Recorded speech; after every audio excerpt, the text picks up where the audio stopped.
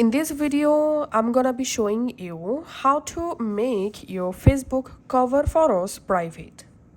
Facebook doesn't allow you to fully hide your current cover photo. Your latest cover photo is always public, but you can make all old cover photos private. Let's see how to do that.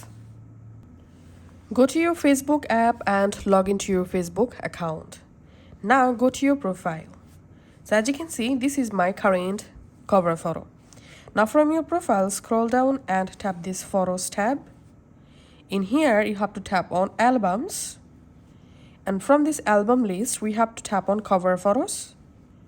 And here you'll find all your cover photos, including your current cover photo.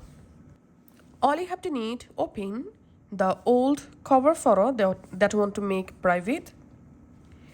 And from the cover photo, tap this three dot and tap on Edit Privacy.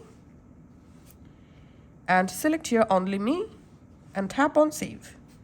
And the selected cover photo will be private in your Facebook, just like this.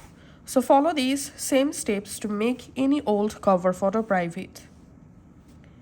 And if I open my current cover photo from my profile,